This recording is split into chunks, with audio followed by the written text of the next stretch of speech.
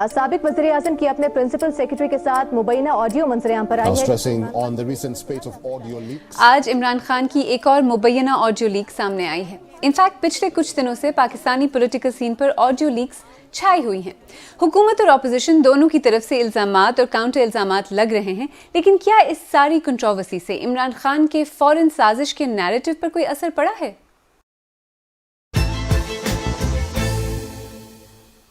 मेरा नाम आलिया नाज़की है और आप बीबीसी उर्दू का प्रोग्राम सैरबीन देख रहे हैं। लीक होने वाली ये ऑडियो रिकॉर्डिंग्स किसी ऐसी वैसी जगह पर नहीं, बल्कि बज़ाहिर प्राइम मिनिस्टर हाउस में रिकॉर्ड की गई थी। यानी जो आपकी हमारी नज़र में शायद मुल्क में सबसे महफूज जगह होनी चाहिए, वो ही सिक्योर नहीं। लेकिन क्या इन लीक्स के बाद लोगों की नज़र में इमरान खान की मकबूलियत पर कोई फ़र्क पड़ेगा?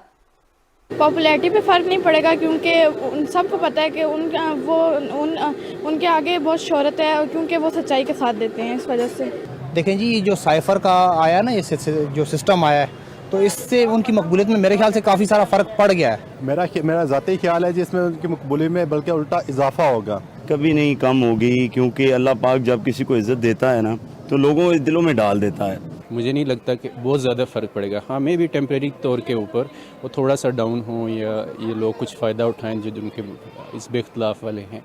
मेरे ख्याल में ये लीक ही शायद इसी वजह से करवाई है कि उनकी पॉपुलैरिटी कम हो, होनी तो चाहिए। नेवर, कभी भी नहीं। इमरान खान साहब की जो इस वक्त मकबूलियत है ना, वो सिर्फ पाकिस्तान के लेवल तक नहीं है, उनकी जो मकबूलियत है वो इंटरनेशनल लेवल पे है। सियासत है, सियासत में उतार चढ़ाव आता रहता है। और इस उतार चढ़ाव और इन लीक्स के बारे में मजीद बात करने से पहले शायद यहाँ पीएम हाउस के सिक्योरिटी स्ट्रक्चर को समझने की जरूरत है।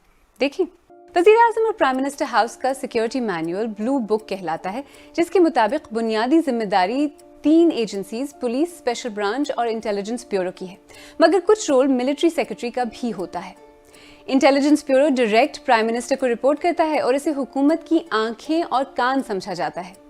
चीफ सिक्योरिटी ऑफिसर पुलिस का आला अफसर होता है। इमारत और लोगों की क्लियरेंस स्पेशल ब्रांच करती है। इंटेलिजेंस ब्यूरो के अफसर का रोल एडवाइजरी होता है। इसके अलावा आईबी हेडक्वार्टर्स की टीम रोजाना और कभी दिन में 2 बार पीएम हाउस या मीटिंग की जगह की डीबगिंग और काउंटर इंटेलिजेंस के लिए टेक्निकल स्वीपिंग करती है। आईएसआई का डायरेक्ट कोई रोल नहीं होता जब तक कि उसे कोई टास्क न दिया जाए। अब सोचें कि इस लेवल की सिक्योरिटी के बावजूद कॉन्फिडेंशियल कॉन्वर्सेशंस, मीटिंग्स लीक हो रही हैं, तो जाहिर है कि लीक्स के बाद पीएम हाउस में सिक्योरिटी के नए इक़दाम किए गए हैं। इस ऑडियो रिकॉर्डिंग के लीक होने के बाद से वज़ीर आज़म हाउस में चंद तब्दीलियां की गई हैं। पहली तब्दीली ये कि वज़ीर आज़म हाउस में अब मोबाइल और लैपटॉप ले जाने पर पाबंदी आयद हो चुकी है। यही पाबंदी मुलाजमीन पर भी आयद होगी। इसके अलावा ये भी कि मुलाजमीन के आते ही सुबह उनसे उनकी तमाम तर डिवाइसेस ले ली जाएंगी, जो उन्हें वापस जाते हुए वापस दे दी जाएंगी। तीसरी तब्दीली ये है कि एक नया साइबर सिक्योरिटी डिपार्टमेंट बना दिया गया है, जिसकी सरबराही एक डायरेक्टर जनरल करेंगे। इसके अलावा दीगर मुलाजमीन और वेटर्स की वज़ीर आज़म तक रसाई भी महदूद कर दी गई है, जबकि एक स्पेशल कमेटी इस तमाम तर मामले की तहकीकात करेगी। खैर, वैसे पॉलिटिक्स में जासूसी, सीक्रेट रिकॉर्डिंग्स, बगिंग के इल्जाम कोई नई बात भी नहीं। कुछ अर्सा पहले तक साबिक चीफ जस्टिस साकिब निसार की उस रिकॉर्डिंग का खासा चर्चा था, जिसमें वो नवाज शरीफ के करप्शन केस से मुतालिक गुफ्तगू कर रहे थे। सहाफ़ियों के बारे में मरियम नवाज और परवेज रशीद की मुबैना टेलीफोनिक बातचीत और पैसे लेते हुए खैबर पख्तूनख्वा के एमपीज़ की लीक वीडियो पर भी शोरगुल हुआ। ये लीक्स भी गो के गैर कानूनी थी, लेकिन ऐसी जगहों पर शायद नहीं की गई थी जो सिक्योर थी। प्राइम मिनिस्टर हाउस के सिक्योर निज़ाम से साबिक वज़ीर आज़म इमरान खान की अपने पर्सनल सेक्रेटरी से गुफ्तगू या एक और वज़ीर आज़म शहबाज शरीफ की गुफ्तगू लीक होना सिक्योरिटी निज़ाम की बहुत बड़ी नाकामी है। साबिक वज़ीर आज़म बेनज़ीर भुट्टो ने भी इल्ज़ाम लगाया था कि उनकी गुफ्तगू टेप की जाती है।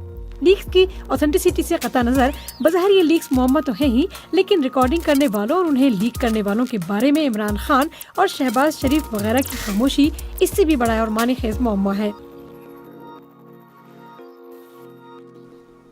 एक मुअम्मा है समझने का, न समझाने का।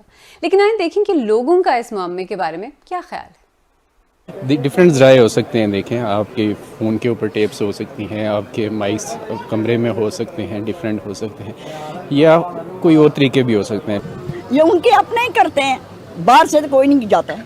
जब वो पॉलिटिकल हो के as a prime minister house से ऐसी चीज़ें अगर कोई होती हैं, तो मुझे बताएं कि अगर उनको नहीं पता तो हमें कैसे पता लगेगा कैसे होता है। ये तो गवर्नमेंट हाउस की सिक्योरिटी है ना, सिक्योरिटी में कोई इशू होगा तब। ये है कि लीकेज जो है ना वो अपने ही बंदे करते हैं, बाहर के तो कोई नहीं आके करेगा। अब ये तो फिर कुछ पता नहीं कौन जाता है इतनी ख़ास या इतनी प्राइवेट जगह पे, कोई बहुत हाई लेवल पे ही कोई पहुंच सकता है, वरना तो आम बंदा नहीं उधर जा सकता। पीटीआई कहती है कि ये दरअसल एक बहुत बड़ा सिक्योरिटी फेलियर है। कुछ उसमें तो कोई खबर है ही नहीं इस पूरी ऑडियो लीक के अंदर, सिवाय कॉन्फर्मेशन के जो पहले इमरान खान कह रहे थे इन इवेंट्स के बारे में वही एक्चुअली हो रहा था। इसके अलावा तो उसके अंदर कुछ भी नहीं मिला। प्राइम मिनिस्टर के ऑफिस की और प्राइम मिनिस्टर की मीटिंग्स भी अगर गैर कानूनी तौर पर बग की जा रही हैं, वो रिकॉर्ड निकल रहा है और रिलीज हो रहा है मार्केट के अंदर, ये तो बहुत बड़ा सिक्योरिटी फेलियर है। और इसको तो बिल्कुल इसके ऊपर तहकीकात होनी चाहिए कि किसने रिकॉर्ड किया, कैसे वो लीक किया, किसकी जिम्मेदारी बनती है। फौरी तौर पर तहकीकात होनी चाहिए। जो भी कमजोरी है सिस्टम की, चाहे वो शहबाज शरीफ हो वजीर आजम, बट उनके जो मीटिंग्स हैं उनकी रिकॉर्डिंग्स इस तरीके से रिकॉर्ड हो जाएं, लीक हो जाएं, ये बिल्कुल भी मुनासिब नहीं है। ये कोई पीटीआई या पीएमएलएन का इशू नहीं है, ये पाकिस्तान की नेशनल सिक्योरिटी का इशू है। खैर, हुकूमत ने तो इस सारे मामले पर तहकीकात का हुक्म दे दिया है और कहा है कि ये बहुत ही सीरियस मसला है। जी बिल्कुल तहकीकात होनी चाहिए, किसने लीक किया और क्यों किया। नहीं, कोऑर्डिनेशन नहीं है, ये क्रिमिनल एक्ट है।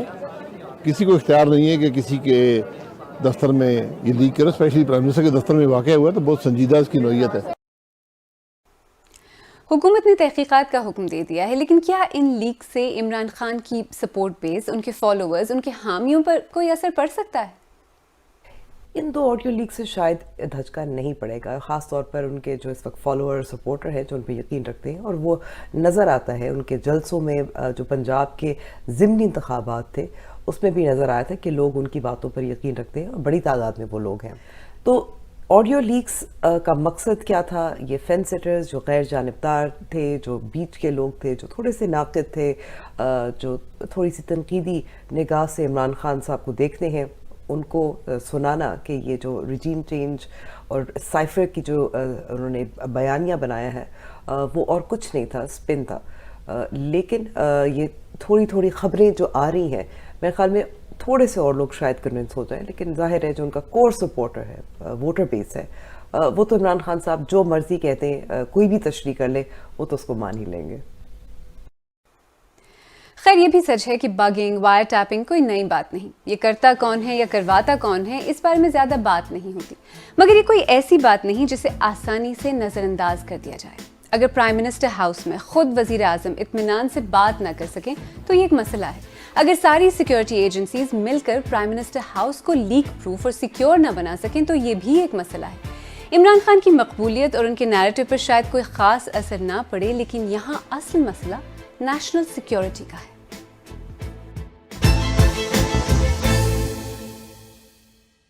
अगर आपको हमारा प्रोग्राम पसंद आया तो हमारे YouTube चैनल को सब्सक्राइब करें, बेल आइकॉन पर क्लिक करें और प्रोग्राम का लिंक अपने दोस्तों के साथ शेयर करें। और आप सेरबीन की पुरानी किस्तें देखना चाहें तो यहाँ क्लिक करके भी देख सकते हैं।